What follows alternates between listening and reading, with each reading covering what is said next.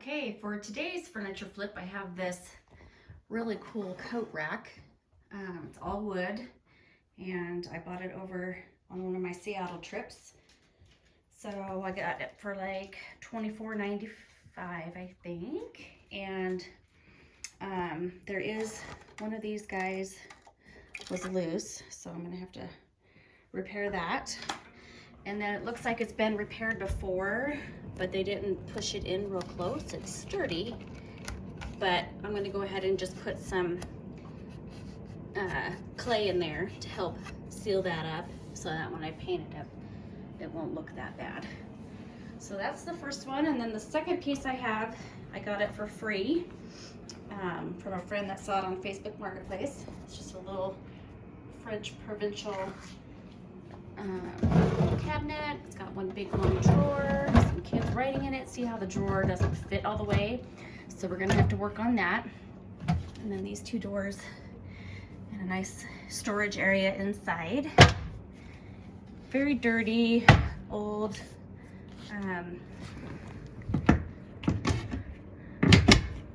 Looks like you have to close those at a specific timing.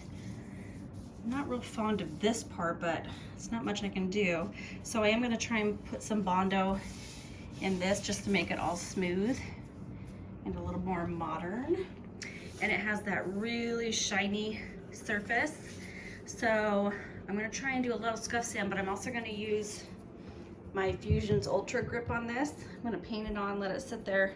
I'm supposed to let it sit for about 12 hours. And then put your Fusion paint on, and that should give it something to grip to.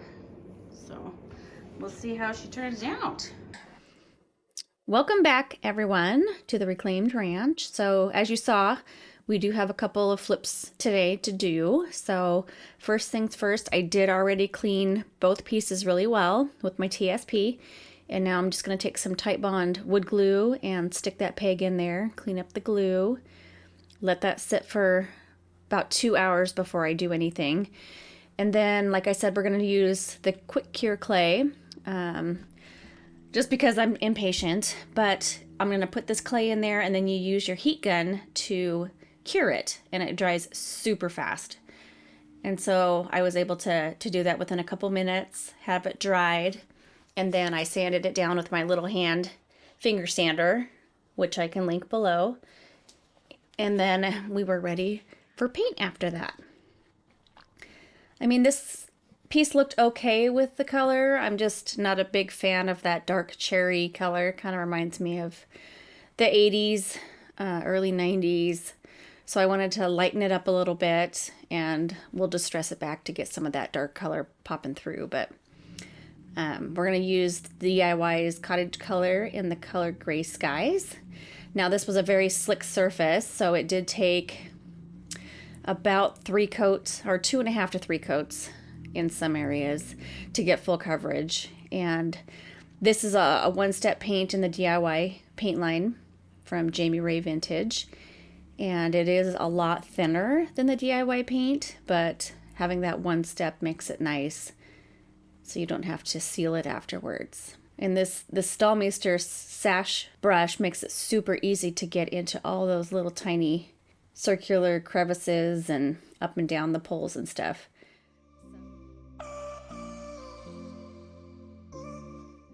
So we're going to go in with that finger sander, like I said, and I'm just going to lightly rub it. I have an 80 grit sandpaper on there, so I barely have to touch it, and it will distress it nicely. So I'm going to hit all the major areas that would normally be worn, and then I'll wipe it down with a damp paper towel, and it's good to go.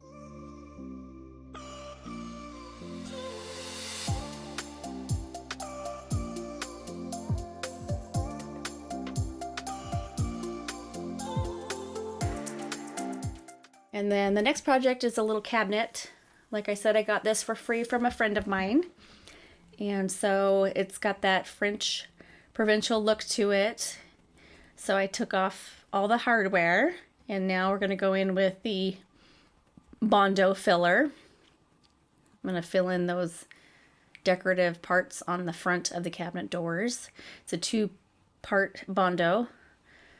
Mix it really well, and this stuff sets up really fast. So it was raining super hard all morning, and then the sun busted out, so I took advantage of the weather and was able to get this out here filled up and then sanded, which made it nice. Super hard to get big projects done in the wintertime.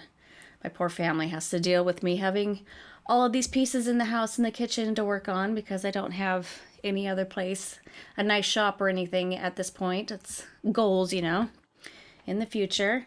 So while that's setting up, I went ahead and took my little sander and I'm going to remove the paint on this drawer. The wood was in really, really good condition. And you can see these little points. And the decorative point is a little too much for my taste at this moment. So I'm going to take my sander and kind of just file them down a little bit just to make it a little bit curvy and not such a point. Because the look I'm going for is a little bit more modern. So I wanted to kind of smooth those out a little bit.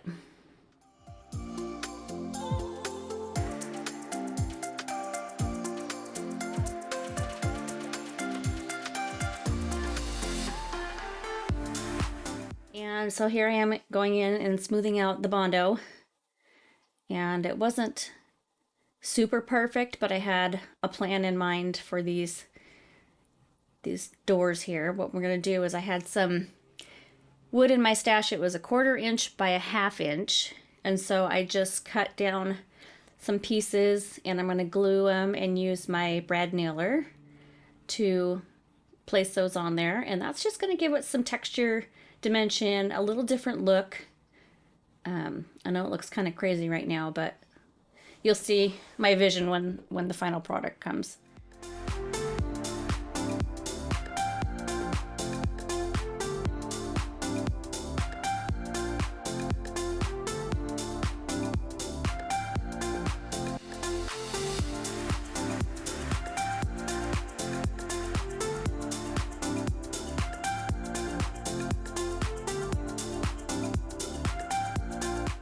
All right, so that top is a super slick.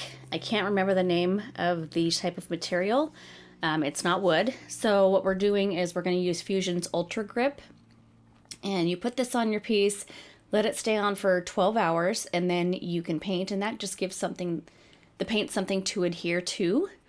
But I can go ahead and paint the base of it because that is all wood.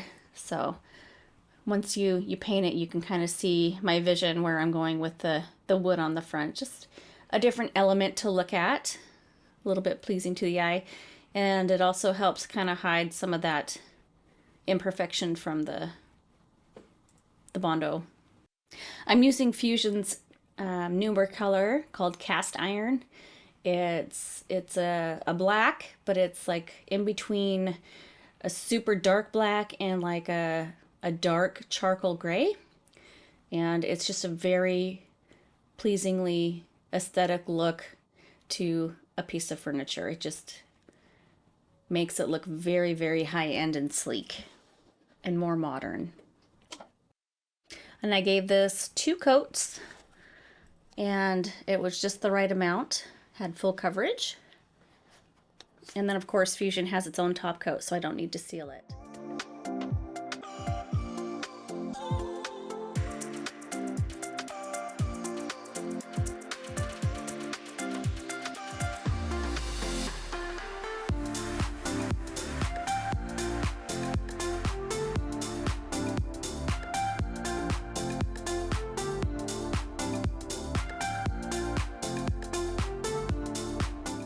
So I kind of went back and forth on what type of stain to use for the drawer. This drawer had really, really orange tones in it. I thought about doing like a light wash on it, but I want this to be, I'm still in my winter moody blues kind of colors, and so I wanted it to be a darker piece. So we're going to go in with the Stain and Finishing Oil with the color Cappuccino. And I gave this just 1 coat, let it sit on for a few minutes, and then wiped it back. And so now I am ready. This is the next day. I'm going to paint the top of this now. And I'm going to use the misting technique where I mist the piece first, get it a little bit wet, and then I'm going to go in with my Stallmeister brush and then just lightly glide the brush over the top. I like to start in the middle and then work my way to the end. That way it's not super thick at one end and thin at the other. And I'm trying not to overwork the paint too much here. Once I get this stripe on, I'm going to go up and down, and then that's it for that part. I'm going to move on to the next one. If you overwork your paint, that's where you're going to get a bunch of your brush strokes in there. And I did do 2 coats on the top as well.